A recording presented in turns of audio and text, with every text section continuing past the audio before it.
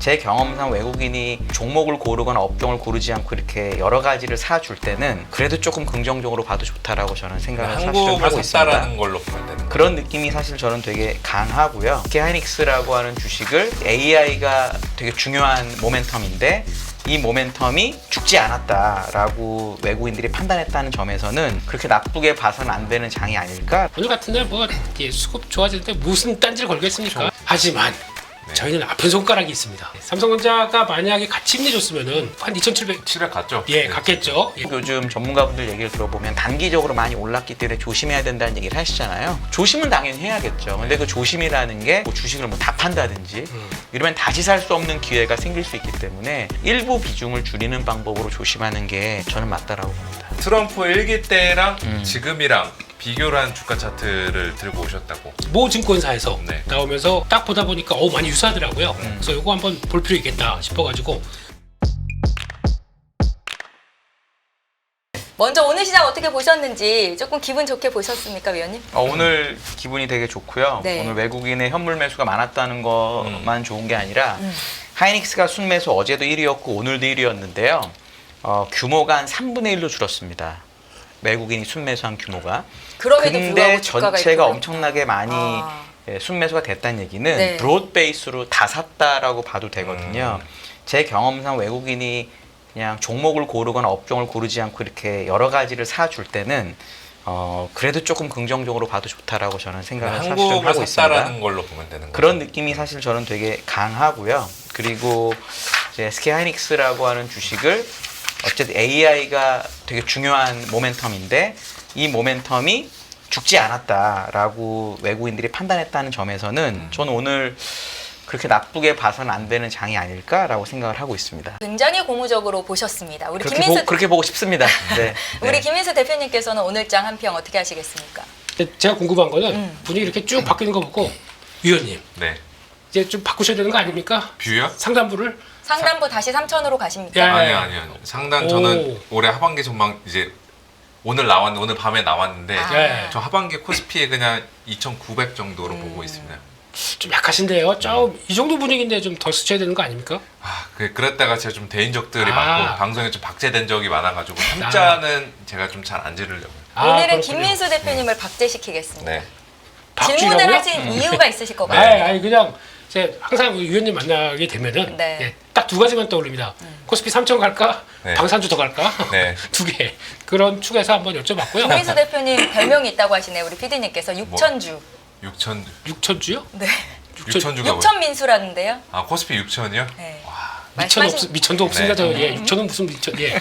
그런 쪽에서 일단 뭐 시장 분위기 나쁘지는 않은데 그러니까 이제 마지막 남은 건 그거죠. 그러니까 위에 이렇게 보게 되면은 뭐 이제 2,600 중반 뭐 80 뭐 이렇게 해서 그런 것들 그거를 우리의 힘으로는 모르겠습니다. 그러니까 미국 시장 분위기나 좀 리스크 온 분위기가 더 푸시를 해줘야 이제 자신 있게 밀고 갈 수 있지 않나. 그런데 오늘 같은 날 뭐 수급 좋아지는데 무슨 딴지를 걸겠습니까? 오늘 뭐 AI 오르고 방산 오르고 조선 오르고 대부분 다 잘 올랐잖아요. 하지만 네. 저희는 아픈 손가락이 있습니다. 아픈 손가락이라고 하게 되면 첫 번째 2차 전지? 예? 3성전자. 2차 전지?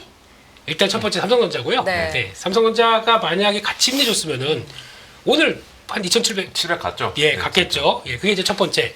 그리고 또 시총 안쪽에서 같이 좀 도와줬었으면 하고 있는 바람들이 이제 두 번째가 이제 2차 전지죠. 네. 2차 전지 등장한 것 때문에 약간 좀 절름발이식으로 좀 아파요 이쪽은요. 네. 아픈데 그거를 애써 테이프 붙이고 밴드 붙이고 그냥 이렇게 막 올라가는 시장인 것 같아서 이게 좀 마음이 아프고 코스닥은 또 못 따라가요.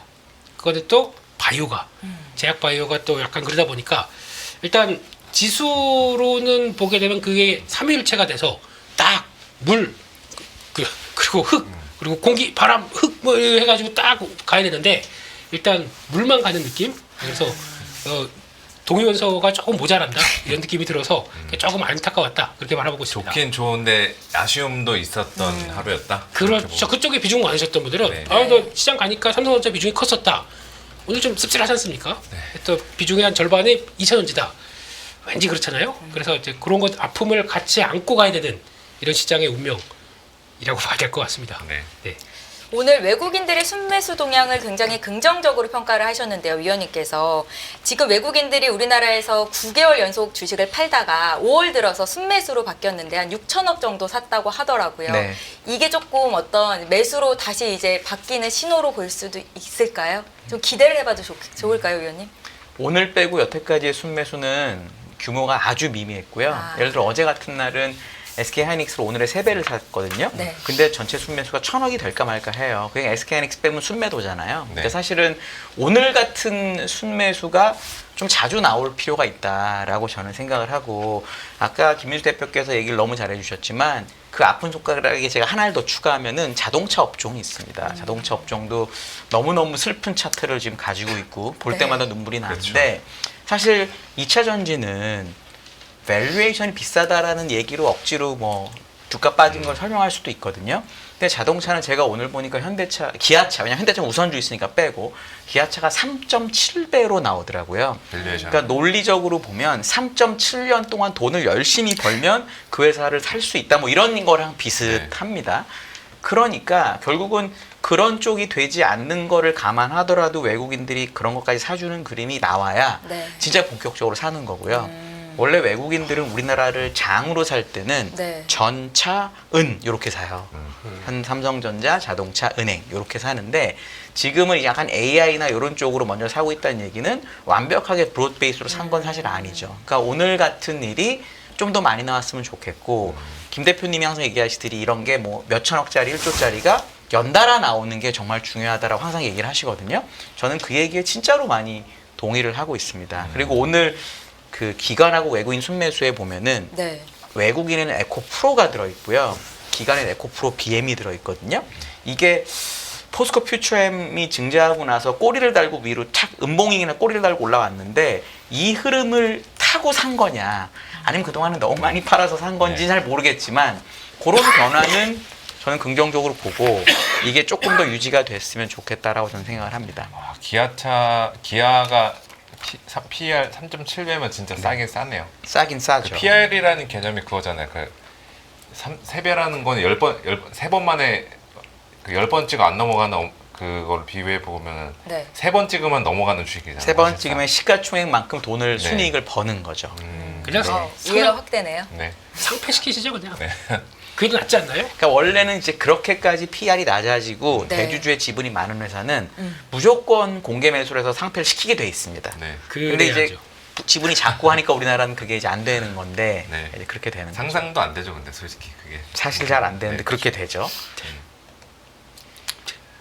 외국인이 돌아왔다고 확실히 느끼려면 연달은 순매수가 있어야 되는데, 그것도 이제 종목별로 봤을 때 뭐 반도체, 네. 자동차까지 함께 좀 매수가 들어와야. 그러니까 SK 하이닉을 반도체로 치면은 전자도 같이 사주고, 네네. 자동차로 치면 뭐 이상하다기보다는 뭐 작은 특정한 이슈가 있는 자동차주를 사는 게 아니라 현대, 기아, 모비스 같은 걸 사주고, 뭐 은행도 사주고, 이렇게 전통적으로 외국인들이 그냥 한국 사보자 할 때 사는 업종이 정해져 있거든요. 네. 그게 이제 사주는 게 눈에 띌 때 이제 외국인이 진짜 들어왔나 보다라고 이제 생각할 수가 있겠죠. 오늘 또 그런 게 있어요. 오늘 보게 되면은 삼성전자가 오랜만에 네. 진짜 얘기가 그렇게 크게 나오지는 않더라고요. M&A를 했습니다. 네. 본 것 같아요. 네. 그 무슨 공조회사. 네. 그렇습니다. 예. 네. 독일의 플릭투라고 이거 대신 이거 있으면 유죠. 독일어 전공하신 분 없으십니까? 예. 아무튼 없으시네요. 치고 왜 그렇다 치고. 예. 예, 그런 게 있더라고요. 하여튼 그래서 그 회사를 인수했는데 2조 4천억이면 뭐 작은 금액 아니지 않습니까? 그렇죠. 근데 시장 반응이 그러면 이제 와 삼성전자가 이제 뭐 공조를 들어간다라고 하게 되면 이제 AI 데이터 센터 이제 커질 걸 대비해서 그쪽에 대해서 같이 뭔가를 이끌어내겠다라는 관점 쪽에서 시장이 조금 더 빅픽처를 보는 게 아니라 시장이 뭐가 어떻게 되냐면 LG전자가 빠집니다. 그동안에 LG전자가 공조 쪽 준비 열심히 해가지고 그쪽 거 같이 하려고 하는데 삼성이 그걸 인수하다 보면은 이쪽으로 가는 거 아니야? LG전자가 빠진다는 얘기는 시장의 심리가 그러니까 그만큼 그러면 이거 같이 커지겠네. 그럼 둘 다 올라갔었어야죠. LG전자도 하고 있고 이쪽을 하다 보니까 시장이 커지는 거를 다 같이 느껴서 이게 관심이 대기업들이 많구나. 동급만 움직이는 게 아니라 반대로 움직이겠다는 얘기는 심리적으로도 아직 그러니까 뭔가 이렇게 막 확산돼서 뭔가 꿀럭꿀럭 하려고 하는 쪽이 아니라 약간 좀 좀 뭔가 이제 이건 챙기고 이건 또 따로 보고 그리고 또 이번 M&A를 통해서 시장 반응이 삼성전자가 하는 게 그러니까 저희가 알고 있듯이 뭐 약간 진짜 미래 좀 성장 동력 보이면서 뭔가 픽픽처를 쫙 그려갈 이럴 쪽으로 봤었는데 그게 아니라 공조? 뭐 이런 느낌이에요 지금요. 그래서 이게 그 부동산에서도 저도 오늘 보면서 생각을 많이 해봤는데 똘똘한 한 채라는 게 있습니다. 그렇죠. 브로드컴이라는 미국의 회사가 있는데 그게 원래 싱가포르에 있는 중국계 싱가포르 사람이 아바고라는 회사를 통해서 사서 이제 미국이 된 거예요. 그러니까 사실은 미국 회사가 이젠 아닌데 옛날 미국 회사에서 그렇게 된 거거든요. 이 브로드컴이 M&A를 하는 거 보면 시만텍, 그 다음에 무슨 뭐 FNGP 하는 회사 이런 회사들을 몇십 조를 주고 그냥 퍽퍽 삽니다. 대신 자주 하지 않고 사람들이 느끼기에 진짜 이 회사한테 꼭 필요하다라고 느끼고 반도체를 하는데 소프트웨어가 약하니까 뭘 해야 되겠다. 또 반도체를 하는데 ASIC이나 설계하는 요 플랫폼이 있으면 좋겠다. 이런 회사들을 아주 그 당시에 보기 좀 비싼 것 같은데 라고 해서 사거든요. 근데 삼성은 뭐 하만도 좀 그렇지만 어쨌든 삼성은 반도체와 핸드폰의 회사입니다. 이거는 누가 뭐래도 부정할 수 없거든요. 네. 근데 사는 회사가 자동차, 음향 회사. 공조 회사. 왜 이 타이밍에 그런 걸 이런 생각? 이게 약간 그냥 M&A를 하라고 하니까 지금 당장 성과를 낼 수 있는 기업을 그냥 산 게 아닐까라고 사람들이 생각하는 거죠. 회사 전사적으로 돈을 많이 써서 책임을 지더라도 지금 우리한테 꼭 필요한 회사가 뭘까를 생각하고 한 것 같지 않은 거죠. 그러니까 오늘 레인보우 로보틱스 같은 게 주가가 많이 오르는 걸 저는 뭐 다른 이유도 있지만 어제 못 오른 것도 있지만 그럼 삼성이 살 수 있는 뭐 조그만 회사들 같은 게 오히려 좋은 거 아니야? 성과 낼수 라고 있을 저는 만한 오히려 회사들이요. 생각을 했거든요. 그게 오늘 아까 얘기하신 LG전자도 그래서 그렇게 움직인 게 아닐까라고 저는 봐요. 이게 보통 이제 뭐 농구나 스포츠 그 축구나 이런 팀들 보면은 당장의 우승을 위해서 제일 급한 선수들 미리 사는 걸 윈나우 전략이라고 하잖아요. 삼성이 지금 그런 걸 하고 있다. 윈나우를 하려도 이런 거죠. S급 FA 선수를 영입해야 되는데 A급, B급, C급 이게 나뉘잖아요, FA가. 네네. 그래서 보상이 다르게 왠지 너무 급해가지고 그렇게까지 막 훌륭해 보이지 않는데 그렇게 샀다라는 경기는 느낌도 뛰어야겠고. 약간이 왜냐면 2조 5천억이 작은 돈은 아니지만 그렇죠. 삼성전자 시총이나 삼성전자 현금 보유나 비즈니스랑 비교해 보면은 이게 진짜 큰 선택을 한 건지는 사실 잘 모르겠거든요. 그 엔비디아에서 사우디에 엔비디아 칩을 판다 그래가지고 오늘 관련해서 엔비디아 주가도 급등했고 국내에서는 이제 SK 하이닉스가 올랐던 거잖아요. 이 흐름이 얼마나 더 갈까? 혹시 지금 레벨에 부담은 없나? 지수 레벨 부담 있다고 느끼시나요? 아니면은 더 올라갈 여력 충분히 있다 이렇게 보시나요? 지수요. 네. 저는 한국 지수가 훨씬 더 부담이 사실은 지금은 없는 느낌이 좀 있고요. 미국 지수는 제가 지난주 리포트를 쓰긴 했는데 저는 뭐 미국이 뭐 패권을 잃는다든가 이런 거 전혀 생각하지 네. 않고 탈달러 이런 거 없다. 뭘 해도 안 된다고 생각을 저는 제가 죽기 전까지 힘든다라고 보는 사람이라서 장기적으로 여전히 7대3 주식 70 미국 항상 있어야 되고 30 갖고 매매를 해야 되는 건데 네. 30 정도의 현금이 생겨야 되는 정도로 미국 지수는 부담이 된다. 왜냐하면 지금 미국 지수의 밸류에이션이 다시 또 22배까지 올라온 S&P 상태거든요. S&P 기준이죠. 500 기준으로. 근데 우리나라 회사 같은 경우는 우리나라는 이제 관세에 피해를 본다는 이유로 현재 이익이 많이 줄어들 거라는 걸 사람들이 많이 걱정을 하고 있는데 저희 하우스뷰에 따르면은 관세 영향에 따른 수출 감소율은 2~3% 정도일 거라는 거거든요. 뭐 여러 가지 계산을 통해서 해보면 그럼 예상보다 이익 추정치 하락이 아주 크지 않을 수도 있다라는 게 아직 주가에 반영이 안 될 수도 있다라고 저는 생각을 해요.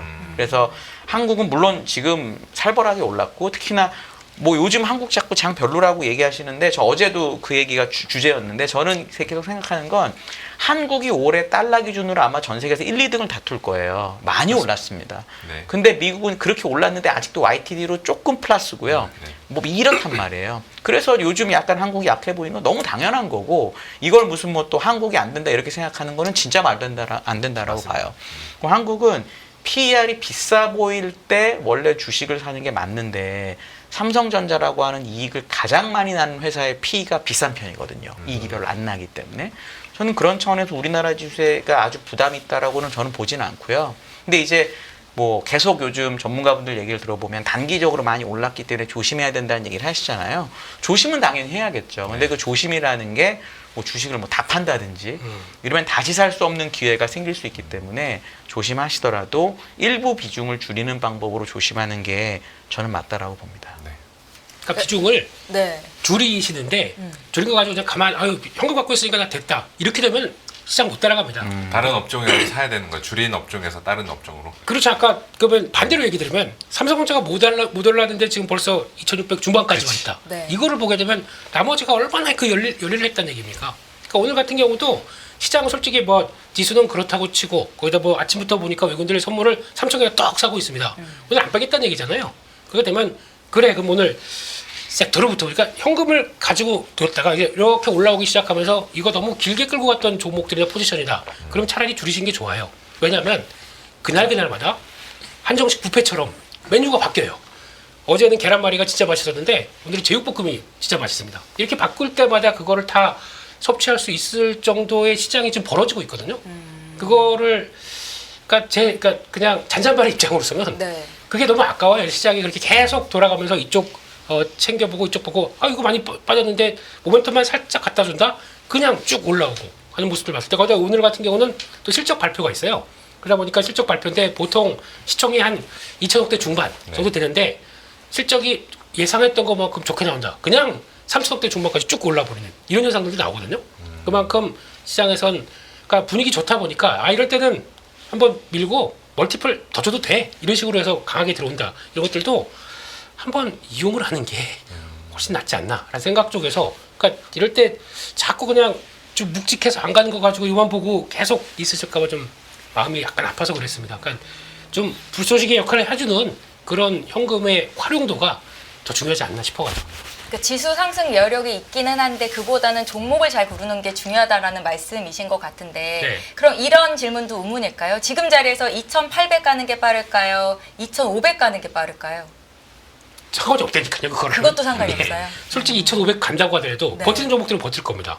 그런 쪽인데 2,500 왜 그런 가정을 100포인트니까 100포인트 밀리는 거는 뭐 네. 위험 신호는 아니지 않을까요? 네. 그럼 만약에 아까 위원님 말씀처럼 정말 네. 아까 표현 잘 해주셨는데 현금을 갖고 있다 30% 갖고 있다 그러다가 2,500 갈 것 같은 분위기가 나온다 그럼 매매 안 하면 되잖아요. 가만히 있으면 리스크 관리가 되는 거지 않습니까? 30% 가지고 그럼 2,500 갔을 때 다시 지지에서 변화 나온다 그럼 그때 다시 싸게 사면 되는 거고 2,800 갈 때까지는 그럼 여기서 그냥 지수가 강하다 그러면 또 시총 상위 종목 중에서 뭔가 변화가 나면서 끌어가겠죠. 그게 삼성전자다. 그러면 삼성전자 탄력 괜찮을 것 같으면 그것도 매매해보고 아니면 다른 섹터 쪽에서 역시나 우리 위원님의 방사는 하나에로스페이스 100만 원 찍을 때까지 가겠다 싶어서 계속 가게 되면은 이거 방산만 저희가 이제 대형주만 봐서 그런데 약간 중형주급 한 3천억대에서 5천억대 네. 종목들 같은 경우는 오늘 같은 날도 그냥 하나에로스페이스보다 더 많이 가버립니다. 그런 현상이 나오다 가벼우니까 보니까 좀 더. 예예. 그러니까 그러면 타겟을 약간 밑으로 잡아가지고 그건 저희가 매매하기 좋지 않습니까? 그럼 그런 것도 이용을 해보시게 되면 훨씬 더 낫지 않을까 싶어서 지수 무서워서 뭐 주식 못 하겠습니까? 딱 전략만 갖고 계시면 되죠. 그럼 저희가 그 지수를 볼 때 네. 우리나라 지수만 보는 게 아니라 이제 또 미국 지수도 같이 안 볼 수가 없잖아요. 대표님께서 준비해 오신 자료 이거 같이 좀 나눠보고 싶은데 트럼프 1기 때랑 지금이랑 비교를 한 주가 차트를 들고 오셨다고. 근데 이게 이틀 전인가요? 네. 그 모 증권사에서 네. 나오면서 딱 보다 보니까 많이 유사하더라고요. 그래서 이거 한번 볼 필요 있겠다 싶어가지고 트럼프 1기 때랑 지금과 패턴이 거의 유사하게 진행되는 것 같습니다. 그때 보게 되면 1기 당시에 S&P 500 기준으로 보게 되면 2018년도 쭉 들어서 다 이제 10월달 이때쯤 들어오면서 이제 주가 빠질 때 이제 중국하고 붙는다. 네. 그래서 관세 쌓기 시작했죠. 그래서 시장이 충격받고 쫙 밀려가지고 거의 2,300 초반대까지 밀렸었죠. 그게 한 3개월 동안 벌어진 일입니다. 그럼 요게 우리 이제 4월 2일 날 그때 모습들과 거의 비슷하겠죠. 그러다가 일단은 이제 협상한다라는 쪽으로 얘기 나오다 보니까 그때부터 주가가 반등했습니다. 그러니까 지금 어떻게 보면은 그때 빠진 거랑 봤을 때 한 요 정도쯤 되겠죠 지금요. 네. 예, 이 정도쯤 돼서 결국에는 투자 심리가 언제까지 가느냐. 그러니까 정고점 때 불 때까지도 계속 올라갔다라고 하더라고요. 그때 2018년도 때. 그러면 그랬을 때 그러다 보니까 한 4개월 동안 그러니까 그때도 90일간 유예였습니다. 똑같았습니다.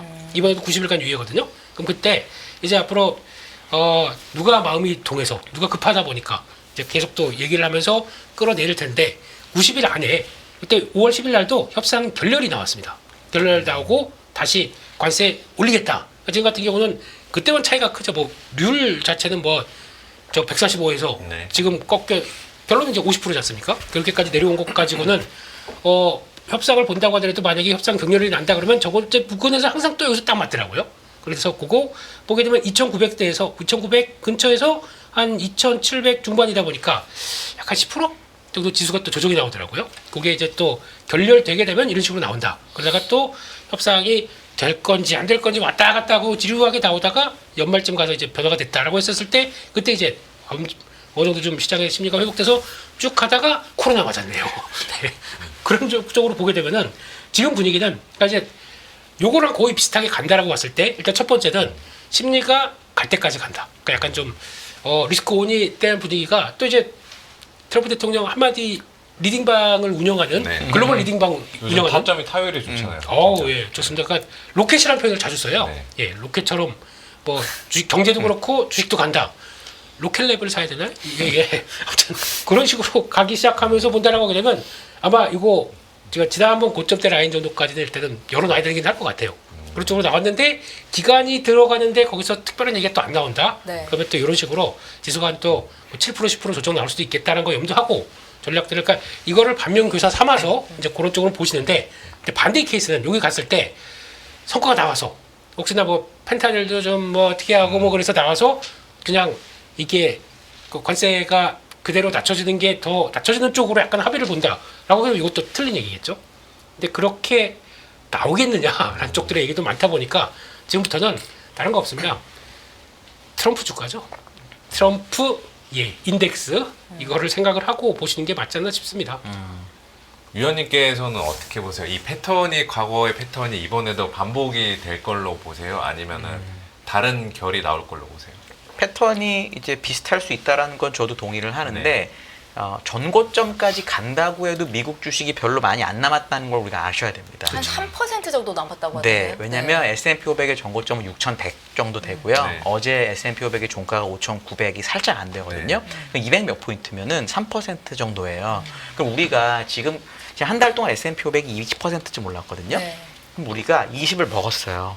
근데 남은 3%까지 다 먹을 거냐 이거죠. 그렇죠. 유명한 타짜에도 나오는 말이 나머지는 이제 뒷사람한테 남겨주고 떠나라는 말을 주식 대가들이 진짜 많이 하는데 이 내가 3%까지 다 먹겠다고 지금 뭔가를 좀 공격적으로 네. 플레이하는 거는 저는 지금은 지양해야 된다라고 사실은 보고요. 특히나 그거는 지금 주가를 정고점을 뚫지 못할 거라는 전제시네요. 아니 저 그림이 일단 저 그림이 맞다고 여쭤보신 거니까 네, 저 네, 그림대로 네. 하면 정고점 못 뚫고 꽤 많이 조정을 받잖아요. 근데 과거에 어떻게 보면은 이런 식으로 폭락이 나오면은 V자 반등 나오고 그 후에 정고점 뚫으면서 이제 또 새로운 레벨의 영역으로 그렇죠. 갔던 적이 있는데 이번에는 그건 좀 어렵게 보시는 아니 거죠? 정고점을 한 번에 뚫었던 케이스는 사실 잘 없고요. 잘 없고요.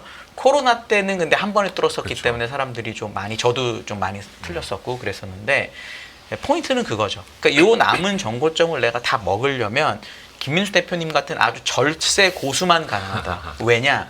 미국 시장에서 보면은 지금 어떤 주식이 반도체에서 더 많이 오르냐면 네. 슈퍼 마이크로 컴퓨터 같은 회사가 많이 올라요. 네. 아까 어제 이야기- 16%가 올랐고 오늘 그러니까 스트래티지 말고 슈퍼마이크로 그 서버 만드는 그 회사 있잖아요. 그 회사가 어제 16%가 오르고 지금도 8%쯤 올라요. 그러니까 이제 사우디가 GPU를 좀 산다고 하니까 그럼 서버가 당연히 필요할 거잖아요. 네. 뭐 이런 거란 말이에요.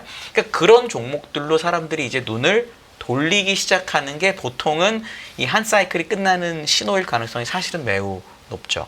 왜냐하면 엔비디아나 이런 것들 아직 정고점을 못 갔고 네. 우리나라로 치면 SK 하이닉스도 정고점을 못 갔고 뭐 갔죠. 이런 상태잖아요. 엑세분주들 다 아직 정고점 가려면 아직 남았죠. 그렇거든요. 그러니까 그런 브로드컴도 아직 못 갔고 조금 남긴 했지만 그러니까 그런 상황이라고 생각을 해보면 저는 이제 이 남은 3%를 다 먹으려고 내가 할 필요는 굳이 없다.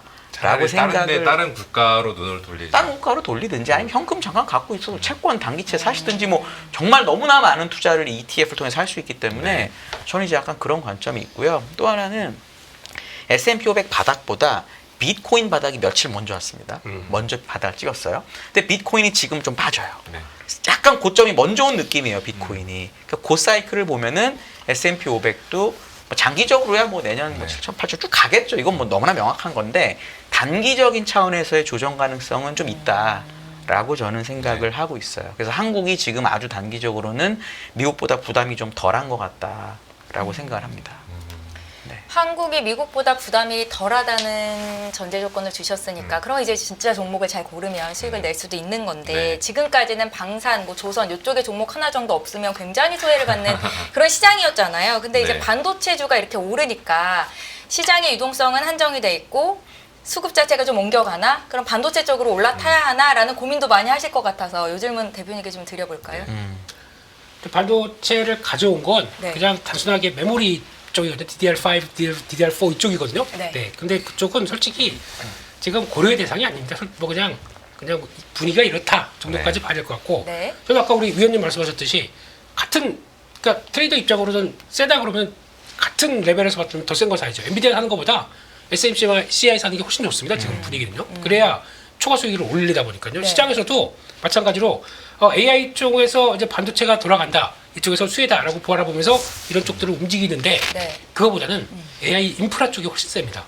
그 무슨 얘기? 하드웨어 쪽들. 그렇죠. 같이 얘기도 있고. 그렇죠. 서버에 들어가는 제품 쪽에서 뭐 CCL 보니까 수출이 3월 달부터 막 튀기 시작하거든요. 그게 동박 적층을 얘기하는 거죠. 네. 그게 두산이라는 회사가 전자비즈가 이제 만들기 시작하면서 블랙웰 시리즈 단독 납품하기 시작하면서 이번부터 그러다 보니까 실적 확 돌면서 나오는 변화 보게 되면 거의 수직으로 올라가잖아요. 그러니까 네. 이런 쪽들의 변화가 훨씬 더 우리도 똑같이 보게 되면 AI다 그러면 진짜 AI에 필요해서 숫자가 나오는 종목들 쪽으로 시장에 관심이 더 많다라고 봐야 될 것 같고 끝나고 났더니 이수페타시스가 실적을 발표했어요. 솔직히 저 작년 하반기 때부터 말 많았지 않습니까? 뭐 증자한다, 네. 뭐 회사 인수한다 그러면서 말도 많고 탈도 많고 그리고 거기다가 지금 기조를 보게 되면 증자를 한 가격이다 보니까 주가 희석은 당연히 나왔겠죠. 그럼에도 불구하고 예상보다 높은 실적을 보인다라는 얘기는 회사 측에서는 그렇게 얘기할 수 있어요. 왜 우리가 지금 그러니까 증자를 했다는 얘기는 설비 투자를 하려고 물론 이제 인수하려는 건 좀 무산됐다고 하더라도 설비 투자하려고 이렇게 했다. 근데 그거에 대한 결과들이 이렇게 나오고 있는 거다라고 보게 되면 충분히 설명을 할 수가 있죠. 그런 쪽을 보게 되면 지금은 뭐 미국 시장에서 AI가 주도다라고 하게 되면 AI 인프라 쪽을 보는 게 더 맞겠다. 그거와 같은 맥락으로 보게 되면 반도체 내에서도 그런 것만 메모리 쪽 여기에만 뭐 보지 말고 그렇죠. 그 외의 차라리 것들로 눈을 돌리자 이 말씀이시죠.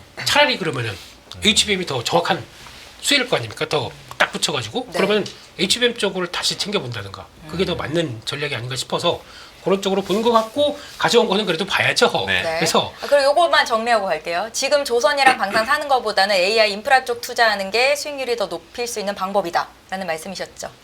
또 그걸 무자르듯이 딱 잘라서 예, 무자르게 해주세요. 진행 네. 잘하십니다. 네. 제가 여쭤보고 싶은 걸 딱 얘기해 주시네요. 항상 저라면요. 질문하시면 다른 답을 하셔서 제가 좀 네. 헷갈려요.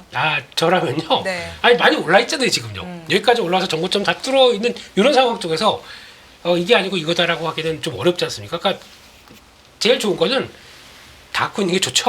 다 갖고 있는데 지금 당장에서 만약에 미국장 안 꺾이고 움직인다 그러면 슈팅이 나올 것 같아 이쪽은요. 그러니까 그런 것까지 감안하자라고 네. 하게 되면 근데 슈팅은 이게 트레이더 입장 쪽에서는 갖고 있는 사람이 보면서 슈팅이 나오게 되면 팔려고 나오는 거지 그걸 기다리면서 저 슈팅 나올 거야 하고 딱 버티면서 그거를 갖고 매수하면 안 되거든요. 그러니까 그 차이가 있다 보니까 그 액션의 차이거든요. 그 다음에 그러다 보니까 그거를 반드시 그렇게 나올 거야라고 생각하는 것과는 또 차이가 다르다고 말할 것 같습니다. 그래서 방산이 맞죠, 위원님? 저도 저 팔면 안 된다고 생각해요. 굳이 팔고 싶으면은 저는 제가 처음에 조선방산 비중이 20%였는데 네. 주가가 올라 30%가 됐어요 비중이. 네. 10%만 팔고 그거는 저는 HBM 쪽 가는 거 전력기기 가는 거 그런 전략이 필요하지. 조선방산 30% 올랐다고 이거 다 팔고 다 가는 거는 지금 약간 업사이드 리스크를 맞을 수 있는 전략이다. 그렇죠. 그러니까 조선과 방산으로 수익이 났으면 그 수익분은 차익 실현을 하고 기존의 물량은 가져가는 게 네 맞다라는 맞습니다. 저는 말씀. 그게 지금 현실적으로의 대안인 것 같아요. 그 네. 4년 지난주에 저희가 하나 에어로스페이스가 현대차를 제쳤다고 시가총액 제쳤다고 막 이렇게 언급을 했었잖아요. 네. 그런데 바로 또 뒤바뀌었더라고요. 그렇죠. 그때가 현대차, 고점이었어요. 그렇죠. 현대차가 그거죠. 약간 전투력 측정기. 이거 넘느냐 못 넘느냐가 네, 이제 네, 네. 이 주도주로서 힘이 세냐 안 세냐인데 뭐 아쉽게도 뭐 하루 이틀의 그 꿈으로 끝나지 않았나라고 보고 있습니다. 대표 끝났을까요? 아, 한번 아니요. 호모 찬스? 스트라이는 할 것 같아요. 왜냐하면 현대차가 하나 에어로스페이스가 더 못 올라가는 것도 있겠지만 그거 말고 현대차가 좀 더 내려갈 여지도 있으니까 그렇게 슬픈 봐도 되죠. 소식이네요. 네. 네. 그러네요. 싼 게 더 싸지고 비싼 게 더 싼게 더 비싸지는 비싸지고. 현상. 예. 네. 그렇습니다. 그래서 반도체 하다가 거기까지 갔네요. 그래서 네. 결론은 다 있는 게 좋겠다 라는 생각으로 봐야 될 것 같고요. 일단 반도체 동향 봤었을 때 DDR5 재고가 2주밖에 없다고 얘기를 하네요. 3개월 동안 가격이 연속으로 올랐다라고 얘기를 하고 있고, 그래서 재고가 적다라고 얘기 나오고 있는 것 같고, 그래서 모습이 어떻게 나오냐면 지금 일단 스팟 가격은 D램 쪽들이 계속 올라왔어요. 이번에 올라왔는데 이때 이제 처음에 나왔던 부분들이 그겁니다. 이게 관세 때문에 선주문이 막 몰린다라는 쪽에서 선주문 몰리는 거 현상들이라고 보게 되면은 아직까지 반도체 품목 관세 안 정해졌고 또 7월 달까지 이제 관세 위에도 있다 보니까 이게 그러면 그러니까 막 몰려가던 거는 이제 선주문은 좀 약간 좀 둔화되겠죠. 그럼에도 불구하고 이제 계속 가격들이 계속 올라갈 수 있겠느냐? 그러면 지금부터는 문제가 이제 진짜 수요에 대한 문제겠죠. 선수요에서 그칠 그렇죠. 거냐 아니면 실제 수요로 계속 이어질 거냐 그렇습니다. 이거죠. 네, 그거를 이제부터 확인해야 되다 보니까 그렇다. 근데 이 계약 DDR5 쪽은 고정 거래 가격이 잠깐 꺾이긴 해요. 예, 그런 모습도 나오고 있는데, 근데 그건 뭐 이제 앞으로 MOM이다 보니까 그런 쪽은 보는데 여전히 상승세는 이어진다. 그래서 지금 시장에서 보는 거는 이게 제일 중요한 것 같습니다. DDR4는 다 아시는 것처럼 거의 이제 올해 말 사실상 종료할 걸로 보여지고 있고, 5가 가장 또 이제 중점적으로 밀고 갈 쪽이라고 보게 되면 이제 가수요와 관련된 쪽은 DDR5 쪽이 맞을 거다라는 쪽에 선주문과 관련된 쪽들은 그게 맞을 거고, 요거는 보지 말고 DDR5가 진짜 실제적인 수요가 나오기 시작하면서 이어지는 변화. 특히 이제 이번에 보니까 단적인 예인데 닌텐도 2 스위치가 네. 예 나오는데 혹시 사달라고 안 하세요? 아이들이? 네. 애기들이요? 네. 애기들이 지금 한글도 잘 모르고. 죄송합니다. 죄송합니다. 예. 그래도 조기 교육 시켜야죠, 게임. 그렇죠. 예, 게이머를 재밌다고 위해서. 하니까. 예, 네. 예. 근데, 이거 구하고 싶어도 못 구합니다, 지금요. 네. 근데 그런 쪽으로 들어가게 되면, 그러니까 그게 하나의 트렌드가 만들어서 뭐 히터 친다라는 것은 이제 차후 문제인데, 모든 IT 기기들이, 만약에 오늘 보면, 어제인가요? 오늘 갤럭시 S25 엣지가 나왔지 않습니까? 네. 연필보다도 얇다고 하더라고요. 5.8mm? 그러면 배터리는 약하지 않을까요? 배터리 모르겠어요. 약하다고 나왔죠. 그쵸. 예, 예. 배터리. 그러면 또 그것도 불만인데, 예, 아무튼 그러면은 아예 자체적으로 보조 배터리를 같이 공급하시든가, 그렇죠. 하여튼 그런 식으로 해서 무슨 IT 기기나 아닌 트렌드가 맞춰가지고 그런 식으로 나와서 IT 수요가 계속 확보되는. 그러니까 지금은 그걸 AI로 보고 있었거든요. 그게 그러면 같이 연결돼서 나오는지에 대한 실수요가 중요하다. 그러면 DDR5는 거기서 같이 IT 기기와 함께 또 하반기까지는 움직이겠죠. 근데 거기다가 경기 관련된 얘기들의 변수가 좀 나온다. 그러면은 또 영향을 받을 수가 있기 때문에 그런 것들 다 체크를 하면서 보자는 게 DDR5로 보자는 게 이 내용들의 관건이 아닌가 싶습니다. 끝. 한상희 의원님 코멘트 해주실 부분이 있으실까요? 저는 그냥 반도체는 이제 저저번인가 나와서 제가 차트 하나 가지고 AI 뭐 혁명 얘기했던 적이 있는데, 네. 그러니까 작년 12월까지 수많은 사람들이 나와가지고 AI가 장기적인 혁명이라고 네. 얘기를 했었습니다. 생산성이 좋아지고 AI를 쓰면은 로봇도 많이 쓰고 뭐 이래갖고 뭐 엄청 좋아져요라고 계속 얘기를 하다가 올해 갑자기 관세가 되고 약간 경기가 나쁘니까 갑자기 AI를 안 쓴다고 사람들이 얘기를 하잖아요. 어느 게 맞는지는 몰라요. 누가 알겠습니까? 근데 작년까지 우리가 AI가 그런 식으로 제조업의 생산성을 높이는 방향이라고 믿었으면 그 논리를 깨는 답이 있어야만 파는 겁니다. 그러니까 작년에는 AI 혁명으로 사고 팔 때는 DDR5 가격이 빠졌다고 파는 건 안 된다는 거예요. 그렇게 혁명이 안 일어나는 증거들이 나와야지. 그렇게 해서 이건 투자라는 게 맞는 거다라고 저는 보고 있습니다. 그래서 작년에도 안 믿은 분은 지금도 파는 게 맞는 거고, 작년에도 혁명을 믿었으면 지금 믿는 게 맞는 거죠. 근데 기본적으로 예를 들어 삼성전자 같은 경우를 보면은 예를 들어 1분기 실적만 보더라도 핸드폰 쪽이 훨씬 더 이익이 많이 났단 말이에요. 그리고 반도체는 파운드리랑 비메모리 쪽의 적자가 안 줄었단 말이에요. 네. 별로. 그 얘기를 나쁘게 해석하면 삼성이 뭐가 잘못됐다고 생각할 수도 있지만, 굳이 좋게 한번 전 희망을 좀 너무 저는 긍정론자니까 기본적으로 희망을 좀 찾아보면 삼성이 돈 걱정 별로 안 하고 돈에 신경 안 쓰고 반도체 비용을 제대로 태워가지고 연구하고 있는 거 아닐까라고 저는 그냥 제가 뇌피셜을 돌려봐요. 그러니까 주가 자체는 이쪽 라선에서도 신경 안 쓰고 그냥 주가를 신경 안 집중하겠다. 쓰는지까지는 모르겠는데 삼성이 계속 문제라고 얘기했던 게 예를 들어 뭐 너무 재무만 보고 엔지니어를 뭐 이렇게 얘기했던 게 네. 있었잖아요 옛날에. 근데 적자를 그냥 더 낸 건 아니지만 비슷하게 내고 했다는 거는 연구를 하고 뭐 이런 거에 대한 뭐 손해도 그냥 감수하겠다라는 뜻으로 뇌피셜을 돌려보면 어떨까라고 저는 생각, 뭐 그런 식인 거죠. 그러니까 이제 지금 얘기하신 반도체 사이클이나 이런 것도 삼성이 공급을 안 하고 뭐 이렇게 되면서 온 거 아닐까라고 아주 조심스럽게 생각을 해보면 반도체 사이클이 끝났다? 저는 그거는 잘 아닌 것 같아요. 아직 뭐 사이클 오지도 않은 거 아닌가? 지금 뭐 드림 가격이 최근에 3월 달부터인가 이제 올라가기 시작했으니까. 그러니까 이제 엔비디아나 HBM이 네. 이제 어쨌든 성장률이 떨어지니까 그걸 끝났다고 볼 수 있을지 모르겠는데 그러기에는 너무 된 게 없다.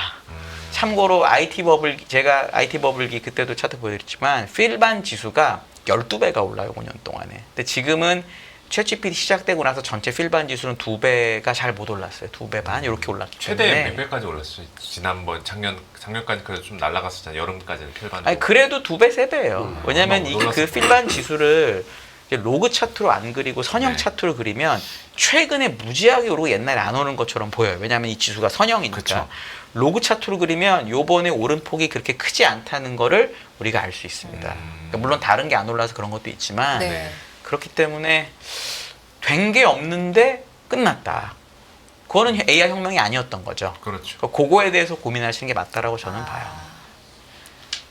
제가 드는 생각으로는 한상희 위원님은 AI가 끝나지 않았다는 관점에서 말씀하시는 것 네. 같습니다. 전 안 끝났다고 생각해요. 네. 요 질문도 드려볼게요. 그러면 지금 방산조선에서 반도체 쪽으로 가는 게 맞습니까? 전 둘 중에 하나를 꼭 골라야 되면은 밸류에이션 와이즈로 그게 더 맞다라고 저는 개인적으로 생각을 하고요. 네. 방산하고 조선은 제가 옛날에 했던 뭐 비슷한 거지만 수주 산업은 수주 모멘텀이 꺾일 때는 밸류에이션이 디레이팅이 거의 됩니다. 네. 무조건. 그러면 지금까지 수주를 무지하게 많이 해놨는데 방산이 됐든 조선이 됐든 수주를 많이 하려면 캐파가 필요해요. 용량이 필요한데 조선의 용량은 도크고요. 방산은 사실상 사람의 숫자이거든요. 그래서 보통은 수주를 하다가 안 되면은 뭐 도크를 더 짓는다는 말이 나오든지 해외 조선소를 산다는 말이 나오든지 또는 뭐 방산이나 건설업종은 사람 많이 뽑는다는 말이 나와요. 네. 이게 15년 전에도 똑같았습니다. 정말 정확히 똑같거든요. 근데 지금도 이제 얘기 나오는 게 조선도 뭐 도크를 짓고 네. 뭐 이런 얘기 나오잖아요. 그게 찰 거냐 말 거냐의 이제 싸움으로 바뀌었기 때문에 탄력은 저라면 반도체가 더 세다라고 주장하는 게 맞다라고 봐요. 어느 게 시계열에 맞을지는 따라 모르겠지만 다르겠지만, 시계열에 네. 따라 물론 다릅니다. 네, 정확하십니다. 네. 알겠습니다. 저 이번에 2차 전지 좀 여쭤볼까요, 위원님? 네. 2차 전지 어떻게 보면 정찰 때 되게 보내고 싶은 주식이잖아요. 이게 많이 빠지기도 했고 주가도. 네. 그리고 뭐 관세 약제 이미 맞을 만큼 다 맞았고 여기서 또 나쁠 게 있나 싶을 정도의 주식인데 사람들은 왜 이렇게 2차 전지 안 사는 걸까요? 정찰 때를 보냈는데 네. 안 돌아옵니다. 거기서 네. 나오진 않아요. 그냥. 거기서 결혼해서 네. 애 낳고 그냥 거기서 살고 있습니다. 이거는 아. 소식도 기별도 없어요 지금요. 네. 그러다 보니까 보낸 건 다 그러고 네. 있는데 그러니까 이제 보내기가 싫은 거죠. 정찰 때마저도 네, 그런 느낌으로 바라보는데 그런 건 있는 것 같아요. 그러니까 어제 나왔던 그러니까 최근에 삼성 SDI도 조단이 증자했었고 네. 네. 이번에도 포스코 퓨처엠. 근데 다 보시게 되면은 뒤에 뒷배경이 그래도 좀 큰 쪽이지 않습니까? 이런 쪽이 한다라고 하게 되면은 제가 느끼는 건 그래요. 업황상으로 보게 되면 일단 요거 정도에서만 좀 보강해주게 되면 이제 거의 좀 그러니까 약간 좀 이제 벗어날 수 있는 그런 과정까지, 그러니까 기다렸다가 이 정도까지 해서는 자금을 좀 투여해서 거기까지 들어간다라는 얘기들. 그러니까 즉 업황이 가장 안 좋을 때, 그러니까 약간 동트기 전에 그럴 때 업황이 안 좋을 쪽에 이제 유상증자가 많이 일어난다. 이쪽으로 보게 되면은 저는 이번 얘기를 그렇게 부정적으로 보고 싶지는 않거든요. 근데 그게 이제 시장이 만약에 안 좋았었으면 이런 걸 통해서 투매가 나왔겠죠. 네. 네. 그랬으면 그건 받아볼 필요가 있었다라고 생각하는데 지금 그게 투매는 아니고 약간 좀 어정쩡하게 이렇게 만들어가긴 하더라고요. 근데 여기서 또 나왔던 게 IRA 이번에 법안 수정되는 것들, 이게 이제 EV 쪽은, 그러니까 전기차 쪽들은 이제 일몰이 바로 올해 끝나고 내년부터 안 된다. 근데 정확한 표현은 그것만 보시는데 AMPC는 진행이 돼요. 그래서 2032년인가까지 이렇게 연결이 됩니다. 그러다 보니까 그거 가지고 업체들 쪽에서는 아직까지 숨통은 계속 튈 수가 있거든요. 그런데 지금 미국 시장에서 바라보는 거는 일단 뭐 지금 어제도 오늘도 좀 강했지만 신재생 에너지 네. 쪽이 강하게 되게 되면은 그런 거와 함께 EV 쪽에 대한 수요가 그냥 딱 끝나서 이거는 뭐 중국만 그렇게 풀로 돌아가고 미국은 이제 끝날까요? 제가 보기엔 아니거든요. 이제 그게 돌아가는 이제 그러니까 너무 늦게 이렇게 슬슬 변화가 들어오는데 결국에는 이 IRA 수정 법안 관련된 것들도 결론이 이렇게 딱 이 정도까지 해서 법안이 보여줬다. 네. 그럼 원래 불확실성 해소로 나와야 되는 거니까. 그래서 거의 악재도 새로 나와야 되는데 이게 안 나오는 거네요. 그렇죠. 이제 거의 다 왔다고 생각 들어요. 다 왔다고 생각 드는데 이제 중요한 거는 누가 총대를 맞느냐. 근데 이게 모멘텀이 좀 필요해요. 그러니까 뭔가 이렇게 돼서 총매. 그래, 어려운 말은 총매고요. 네. 영어로 하면 모멘텀, 네. 독일어로 하면 다스 네, 모멘텀. 다스. 예, 한 다스. 네. 예, 그래서 그런 쪽으로 바라보게 되면, 근데 일단은 그렇다고 해서 이게 그런 건 있죠. 그러니까 여기서 시작해서 V자로 쫙 해서 바닥을 찍었다고 가느냐. 네. 이제 보통 보면 이제 굴럭 하다가 이제 나중에 그 모멘텀 갖고 확 돌아서냐. 네. 이런 차이는 있을 것 같아서 바닥을 만드는 패턴들은 아직 연구 좀 해봐야겠다. 안쪽에서 그렇게 바라보고 있습니다. 전어 같은 게 필요한 거네요. 집 나간 며느리도 돌아오게 만드는 전어. 전화를 하세요. 그냥. 전화 말고 전화를 하세요. 예. 그러니까 미국장에서 태양광 관련주들이 급등했잖아요. 네. 국내장으로도 좀 확산이 됐었고 신재생 에너지가 가는데 2차 전지가 죽을 수는 없다라는 논리이신 것 같은데요. 이게 뭐 알겠는데 언제쯤 좀 반등을 하느냐가 가장 큰 문제인 것 같습니다. 한상희 의원님도 2차 전지 좀 봐주십시오. 네, 2차 전지는 우리 대표님이 얘기하신 거가 매우 맞고 신재생 에너지라는 거는 네. 전력의 안정성이 매우 떨어집니다. 제가 옛날에 한전 커버할 때도 제주도 밑에 있는 어떤 섬에 한번 탐방 네. 같이 한번 데려간 적이 네. 있어요. 거기서 이제 태양광이랑 풍력을 같이 하거든요. 네. 그때 거기서 일하시는 분이 저한테 얘기해 주신 게 거기가 제주도보다 훨씬 미칩니다. 그래서 네. 태양볕도 뺑뺑하고 바람도 제일 많이 불어요. 근데 얘기하신 게 가동 효율이라고 하죠. 40%가 안 된대요. 그런 거기서도 위치에서도, 거기서도 그런 위치에서도. 그 얘기는 예를 들어 일반 발전소로 100 할 거를 신재생으로 한 300쯤 지어놔야지 돌아가는 거예요. 그리고 바람이 안 불거나 갑자기 해가 안 나면 끊어지잖아요. 그렇죠. 그래서 저장 장치가 많이 필요할 수밖에 없어요. 무조건. 그러니까 신재생을 많이 하는 거가 될지 안 될지는 저도 몰라요. 그거는 아무도 모르지만 만약에 투자를 하는 분이 신재생이 앞으로 대세가 될 거고 신재생을 정말 많이 쓸 거라고 믿는 분이면 이거는 플러스가 무조건 있어야 돼요. 저장 장치가 매우 많이 필요하다. 네. 이건 무조건 연결이 되는 겁니다. 근데 이제 여기서 주식으로는 어떻게 되느냐? 그럼 우리나라 2차 전지 기업의 밸류에이션이 중국 기업이나 다른 나라 기업보다 싸냐? 비싸냐? 이게 사실은 고민이 돼야 되는 네. 거죠. CATL이 이제 홍콩에 상장한다는 얘기가 있는데 만약에 지금 CATL은 본토에만 상장이 돼 있어서 개인들이 직접 살 수가 없어요. 그게 무슨 규정이 걸려 있는데 홍콩에 상장돼서 만약에 해외에 있는 많은 투자자들이 CATL을 살 수 있게 되면 걔하고 우리나라가 경쟁했을 때 매력적인 주식일 거냐를 아마 사람들이 볼 겁니다. 그래서 그런 부분이 남아있다는 거는 저는 생각을 하고 있고 다만 우리나라 이제 2차 전지 기업들은 대부분 대기업이 하고 있고 얘기하신 것처럼 증자를 하더라도 큰형들이 돈을 턱턱 내주시기 때문에 자금 조달이라는 차원에서 되게 그래도 안정적인 기업들이라서 그런 것만 해결이 되면은 저도 2차 전지를 영원히 안 되는 업종으로 보고 싶지는 않아요. 네. 그런데 굳이 지금 들어가기보다는 다른 대안들의 업종들이 있으니까 그쪽으로 좀 더 눈을 돌리는 게 맞다. 이 정도로 저는 보는 2차 거예요. 전지를 하신다면은 그냥 상대적으로 밸류에이션이 싸다고 사람들이 주장하는 것들 있잖아요. 네. 그런 걸 하시고 그리고 어느 고객한테 파는 기업인지 찾아서 보시고 이거는 꼭 지금 하셨으면 좋겠다라고 생각이 듭니다. 네, 알겠습니다. 네. 한정 의원님의 의견도 좀 들어볼게요. 저도 2차 전지 싸긴 싼데 여기는 지금 바닥 통과 시점이 추정치를 업데이트해 봐도 계속 뒤로 밀리고 있다라는 거는 애널리스트 분들도 아직 그 업황 턴어라운드에 대해 자신감이 없다라고 보여주는 증거라고 보고 있거든요. 네. 그게 해소되지 않는 한 저는 지금 굳이 추천을 드리고 싶지는 않습니다. 만약에 단기적으로는 노려볼 만 하기는 하죠. 그러니까 단기적 오버슈팅은 뭐 관세 관련된 소식들이 나오면은 자동차 칠 때 2차 전지 같이 가고 그러는데 저는 차라리 2차 전지 갈 때 그냥 자동차로 가는 게 맞지 않나라고 보고 있죠. 네, 세 분의 전문가가 2차 전지를 어떻게 바라보고 계신지 근데 의견을 들어봤습니다. 중요한 건요. 위원님 말에 진짜 1000% 공감을 하는 게 지금 2차 전지의 전기차로 보시면 안 돼요. 그거는 멀티플을 가져오는 조건이 안 될 네. 겁니다. 그 말씀하셨던 건 ESS 쪽으로 네. 들어오기 시작하면서 거기서 회복해서 실적이 돌아가기 시작하면서 그 다음에 찾아가는 멀티플을 보고 움직인다 그러면 거기가 핵심이라고 봐야 될 것 같아요. 그러니까 전기차는 아직 뭐 캐즘이 언제 끝날지 모르니까 그건 좀 더 기다리고 이제 테슬라가 열심히 로보택시 돌려보니까 와우 나도 사야 돼 이런 쪽에 대한 변화가 나오면서 QA 확대가 나오는 것까지는 일단 좀 지켜본다고 하더라도 ESX가 먼저일 겁니다. 이번 신재생 에너지와 같이 움직이게 되면 그리고 네. 또 이게 일본이 먼저 그러니까 보조금 지급이 먼저 된다라고 하게 되면 지금 같은 경우는 일단 되기 전에 신청해서 빨리 해야 되겠죠. 그러다 보니까 이게 더 빨라지겠죠. 신재생 에너지 쪽들은 그렇게 되면 ESS가 더 빨리 큽니다. 그럼 그거는 중국이 이렇게 들어오려고 했는데 못 들어옵니다 지금요. 그럼 그건 어차피 연말에 가서 움직이던 LG에너지 솔루션이 이제 열심히 LFP 돌려서 이제 나오기 시작한다 그러면 거기서 이제 변화가 이제 나올 수는 있겠죠. 네. 거기 같이 들어가는 ESS 업체들이 있어요. 우리나라에 상장된 업체들이. 그러니까 뭐 지금은 부각은 안 되지만 네. 그런 것들이 훨씬 더 도움이 될 수가 있겠죠. 그렇게 보시는 게 좋을 것 같습니다. 그 2차 전지를 투자할 때 전기차 쪽과 관련해서 포커싱은 두지 말고 ESS 쪽 중소형주들 그게 먼저라고 생각됩니다. 예. 네. 혹시 매수를 고려하고 계신 분들은 참고를 해주셨으면 좋겠습니다.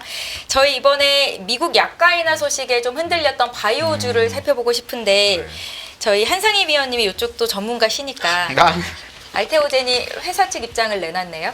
어떻게 좀 분석을 하셨습니까? 회사 측 입장은 잘 읽어봤고 회사 측 입장은 그게 맞는 말이겠죠. 저는 회사 측 입장을 무슨 말을 했는데요? 그러니까 큰 영향 없다예요. 결론은 영향 네네. 없다고 회사가 어떤 나름대로의 그 법안을 분석을 해서 자신들의 회사에 맞는 말을 한 거를 보통 투자자들은 색안경을 많이 끼고 보십니다. 왜냐하면 자기 유리하게 했겠지. 근데 저는 개인적으로는 회사나 이런 것들이 그런 거를 그렇게까지 속여서 할 이유는 없다라고 봐요. 알테오젠 정도의 큰 회사는. 그래서 저는 그걸 일단은 믿고요. 네. 일단 믿는 거에서 시작을 하고 근데 사람들이 약간 이 약가에 대해서 약간의 오해가 있는 게 있습니다. 첫 번째는 우리가 그냥 아주 간단하게 우리나라에서 정부에서 특정한 어떤 제품의 가격을 강제로 내릴 수 있나요? 잘 한번 생각해 보세요. 한국에서는 안 돼요. 미국에서는 더더욱 안 됩니다. 그럼 우리나라는 어떻게 약값을 컨트롤하는 거냐면 네. 의료 건강보험이라는 곳에서 너네 우리 건강보험에 약을 넣어서 보조금을 받고 싶으면 이 가격을 받아 이거예요. 그거 싫으면 그냥 비싸게 팔어. 이게 이제 우리나라의 큰 정책이거든요. 미국은 그거를 나라에서 안 하고 민간에서 합니다. 근데 그거를 나라에서 하는 게 메디케이드랑 메디케어이기 때문에 결국 미국이 건드릴 수 있는 거는 메디케이드, 메디케어에 해당하는 보조금을 가지고 기업들을 컨트롤할 수밖에 없는 거예요. 그러니까 민간에 파는 약, 특히 신약 같은 거의 가격을 억지로 낮출 수 있는 방법은 사실은 없다. 거기 보면 뭐 정부가 그걸 안 낮추면 어떤 방법을 쓰겠다는 식으로 써 있는데 무슨 방법인지 안 나와 있어요. 왜냐하면 미국도 방법이 없거든요. 가장 자본주의의 극인 나라에서 그거를 가격을 강제로 낮추게 한다. 저는 잘 믿어지지 않습니다. 제도적으로 이게 불투명하다. 그러니까 제도가 현실성이 다 않다. 피고 그냥 미국에서 어떤 물건의 가격을 강제로 전쟁이 아닌데 낮춘다라는 걸 상상을 해보시라는 거죠. 이런 식으로 약가를 낮추려는 노력은 지난 60년 동안 매 대통령 후보의 공약이었습니다. 그래서 오바마는 오바마 케어라는 걸 해서 공보험을 만든 것도 사실 아니고요. 홈페이지에 민간 보험사를 연결해서 이런 식으로 했었던 거고 이런 거거든요. 그러니까 그런 거는 너무 그렇게 볼 필요는 없다라고 저는 사실 생각을 합니다. 그래서 알테오젠이 하는 말이 옳고 그르고는 저보다 알테오젠이 잘할 거니까 네. 일단 믿어주시고 이 전체 약가인에 대한 부분은 이 정도로 받아들이는 게 좋겠다라고 저는 봅니다. 제가 한상희 의원님 의견을 말씀하신 그 바이오 관련된 그 의원 말씀하신 영상을 보니까 우리나라 바이오주를 하느니 왜 미국이 훨씬 낫지 않냐라는 뉘앙스의 말씀하셨던데 아직도 그 의견은 동일하신 거죠? 그러니까 이런 거죠. 네. 우리나라 바이오에도 너무너무 훌륭한 기업들이 많은데 어쨌든 한국에서 하잖아요. 한국에서. 네. 그러니까 약을 어쨌든 홈그라운드에서 파는 거랑 수출하는 건 다른데 우리나라는 건강보험이라고 하는 정말 훌륭한 제도가 전 있다고 생각하지만 네. 그렇기 때문에 신약을 개발하는 나라들한테는 매우 매력이 없습니다. 왜냐하면 싸게 팔아야 되니까 건강보험 하려면. 미국은 내가 진짜 혁신적이고 좋은 약이면 비싸게 팔 수가 있잖아요. 네. 그러면 주식으로만 놓고 보면 피가 비싼 데 걸 사야 될까요? 피가 낮은 데 걸 사야 될까요?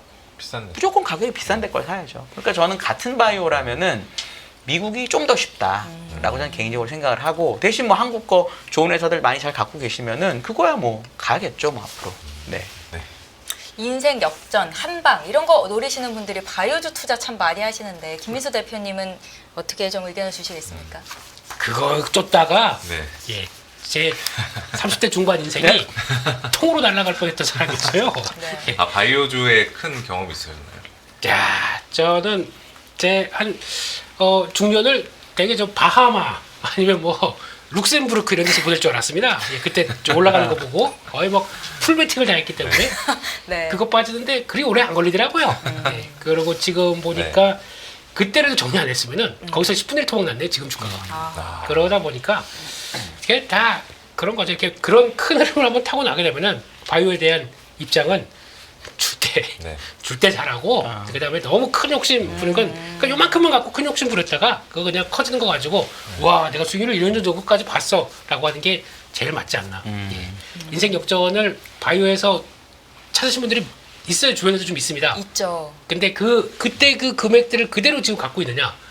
아니더라고요. 네. 그러면 또 그분들은 다 또 바이오를 또 할 수밖에 없거든요. 근데 거기서 만약에 그 큰 금액이 네. 바이오에서 대여섯 종목으로 쭉 들어가 있는데 다 그래서 예, 결국에는 다시 원점으로 돌아오는 경우도 많고 네, 그렇더라고요. 그래서 항상 바이오 이퀄 저는 위험 관리 이게 더 맞다고 생각합니다. 공부는 많이 하고 시세 트렌드 따라가는 건 맞습니다. 맞는데 그걸 기반으로 되지 않는 이상은 바이오주에 대해서 얘기를 그러니까 나 이걸로 강남 입성할 거고 이런 거는 예, 강남 입성하는 방법은 위원님이 더 잘하세요. 네. 네, 차라리 그게 버스 맞지. 타고 가시면 됩니다. 네, 지하철 타고 가시면 돼요. 네. 예, 아무도 안 말립니다. 딱 그 답입니다. 예, 현답. 예. 네, 그렇습니다. 네, 현답입니다. 네, 좋습니다. 우리 한재웅 의원님은요? 바이오주? 저는 뭐 바이오주 개인적으로 잘 모르는 상태여서 네, 뭐 딱히 뭐 알테오젠 개별 종목에 대해서는 드리기가 어렵네요, 저는. 네, 네. 알겠습니다. 저희 바로 그 미중 관세 협상이 잘 풀리는 모양새인데 요거에 대한 의견을 좀 김민수 대표님께 여쭤볼게요.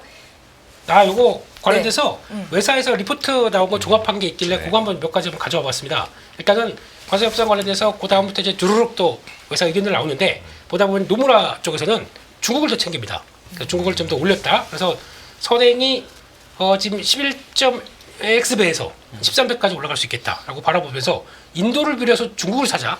그러니까 지금 베팅이 노무라 입장으로는 약간 중국이 조금 더 우위한, 그러니까 이번 성과에 대해서 좀 더 우위한 쪽으로 바라보는데 그 중에 하나가 중국은 이제 내수를 키우면서 자기네 나름대로 약간 뭐 이제 통화 정책도 바꾸고 뭐 그러면서 그렇게 가는 쪽에 대한 흐름을 거기서 무게를 두지 않나 생각됩니다. 그래서 중국 쪽을 좀 더 신경 쓴다 이렇게 바라보는 것 같고 네. 또 경제 전반적인 쪽에서는 영향은 제한적이다. 미국 수입의 6.5%밖에 물가가 안 되기 때문에 그건 큰 영향은 없을 것이다. 이렇게 보는 걸로 보여집니다. 두 번째로 HSBC는 되게 그 중에서 그나마 제일 긍정적으로 보는 것 같아요. 긍정적인 합의다라고 해서 요거 서로 디커플링을 원하지 않는다. 그래서 손을 잡았다는 거에 대해서 또 무게를 둔다라고 하지만 이제 4월달 수준이 급감했기 때문에 요거 반등 나오기 시작하면서 변화를 본다 그러면은 괜찮다고 보는데 향후 그러니까 이제 단기적인 관점이죠. 향후에 대해서는 협상이 더 복잡해질 것으로 본다라고 하다 보니까 그나마 단기적으로 가장 긍정적으로 본다라고 봐야 될 것 같고요. 그 다음에 JP 모건 쪽은 긍정적이지만은 구조적 문제 여전하다. 그러니까 무슨 얘기냐면은 이게 결국에는 지금 돌고 돌아서 실물 경기에 영향을 미치는 때까지 본다고 하게 되면 거기서 그러니까 골드만삭스는 경기 침체 확률을 확 줄였는데 JP 모건은 여전히 그냥 유지를 하는 쪽으로 보는 것 같거든요. 그래서 얘기는 아직까지는 재정적자 심화되고 달러 신뢰 뭐 여러 가지 리스크를 보게 되면 아직은 좀 그렇다 이렇게 나온 것 같습니다. 그래서 다양한 리포트가 나오는데 네. 일단 주가는 탁 튀어갑니다. 전체적으로 톤은 그렇게 썩 되게 좋게 보지는 않네요. 그래서 주가가 올라가는 걸 수도 있는 것 같은데. 그런 거겠죠. 예, 그런 것 같고 또 두 개 더 있는데 계속 할까요? 네. 네. 하셔도 됩니다. 그래서 예, 그런 쪽인 것 같고 미국은 근데 신흥 쪽에서 전략을 UBS에서는 어떻게 바라보냐면은 일단 또 이쪽도 약간 좀 중국 쪽에 대해서 기대를 조금 좀 더 나오는 것 같은데 그러니까 엔화가 아니죠 위안화가 강세가 되는 쪽에서 이제 그러니까 강세 얘기를 좀 누락을 했다라고 하게 되면 통화 정책에 대해서 앞으로 지금 시장은 달러 약세 위안화 강세 쪽으로 바라보고 있는데 이쪽에 대한 변화들도 좀 봐야 되는 거 아니냐 그런 쪽들로 이제 보는 것 같아서 이거는 좀 일단 이쪽은 중국 쪽도 약간 그렇게 뭐 효과는 제한적이라고 나오죠. 그러다 보니까 약간 생각할 필요가 있다라고 바라보는 것 같고 마지막으로 맥쿼리 쪽에서는 AI 랠리를 갖다 냈네요. 맥쿼리 하게 되면 다 아시는 것처럼 인프라의 강자다 보니까 AI 그러니까 자기가 잘하는 걸 얘기를 더 하는 것 같아요. 그러니까 AI 쪽이 오히려 지금 그것 때문에 미중 무역 합의 때문에 오히려 좀 많이 위축됐던 부분들이 이게 더 훨씬 더 부각받을 수 있겠다. 그런 쪽에서 여기서 나올 거다 보니까 AI 기술 랠리 좀 더 이어질 거고 그 다음에 관세를 본다라고 하게 되면 지금 챙기는 거는 이쪽도 더 보자 뭐 이런 쪽으로 나오는 것 같습니다. 네 그리고 또 중국 내수 소비 기반 주식 그리고 R&D 혁신 대형주 이게 뭘까요? R&D 혁신 그러면 딥시크 관련된 그런 쪽인가요? AI 관련주들이 테크주 아니에요? 그냥 테크주 저거. 네, 아무튼 그런 것 같습니다. 그렇게 보고 있다. 아래쪽으로 봤을 때 다 뉘앙스는 와 이제부터 다 끝났으니까 이제 시작. 뭐 이제 주식 리스크온 시작. 네. 이런 쪽으로 바라보지는 않네. 다들 뭐 하나씩 둘씩 뭔가 이렇게 좀 체크할 거 체크해 보자. 뭐 이런 쪽에 분위기인 것 같습니다. 그래서 이거 최근에 저거 관세 협상 이야기 나오고 나서 시장 좀 더 세게 계속 오르고 있잖아요. 이거 가지고서 이제 그 월가가 가장 불편해하는 두 번째 랠리가 나왔다고. 첫 번째 랠리가 옛날에 코로나 팬데믹 때 그때 모든 사람들이 이거 경기 안 좋은데 주식 왜 올라가냐고 다들 월가에서 비관적으로 왔는데 시장은 그냥 뚫고 올라갔잖아요. 네. 이번도 약간 좀 비슷한 국면이라는 생각도 드네요. 이게 진짜. 코로나 때는 이제 금리를 엄청나게 빠르게 낮춰줬기 그쵸. 때문에 밸류에이션이 아주 급격히 올라가는 과정을 놓친 거예요. 예. 근데 지금은 아직은 파월이 금리를 언제 낮출지를 사람들이 얘기를 안 해주고 있기 때문에 저는 사실 6월에도 금리를 내릴 수 있다라고 사실은 보고 있었거든요. 자료도 네. 이렇게 썼었는데 주가가 6천이면 안 내려줄 거예요. 파월은 다시 제가 말씀드리지만 금리 결정의 가장 중요한 요소는 무조건 주가입니다. 자꾸 물가하고 실업률이라고 하는데 아니고요. 여태까지 파월이 한 걸 보면은 주가가 어떠냐에 따라서 항상 금리 정책을 세우거나 금리 코멘트를 했거든요. 근데 지금은 주가가 많이 오른 상태라서 당장 금리를 못 내리는 게 반영이 되면 밸류에이션이 코로나 때처럼 빠르게 못 오르잖아요. 네. 금리가 높으니까. 그게 이제 저는 미국 차이점이 증시에 있다라고 이제 계속 그 그런 단기적으로 좀 부분이 조심해야 있다라고 되는 저는 여전히 보죠. 네. 관세 협상이 긴장이 완화되면서 주가가 올랐는데 경기 침체 우려를 항상 염두에 둬야 된다. 아니요, 경기 침체 경기 우려는 침체까지. 저는 그러니까 경기랑 주식은 거의 무관하다. 지난 100년 동안 미국의 경기 침체가 열 몇 번 있었는데요. 경기 침체가 올 때마다 주가가 많이 빠졌냐? 그렇지 않습니다. 경기 침체 와도 주가 안 빠진 경우가 꽤 많고요. 침체가 와서 빠져도 15% 빠지고 금방 반등한 경우도 수두룩해요. 그렇기 때문에 침체가 오냐 안 오냐에 너무 신경 쓰지 마시고 실제로 미국이 구조적으로 망가지는 무슨 요인이 있는지만 보시면 된다.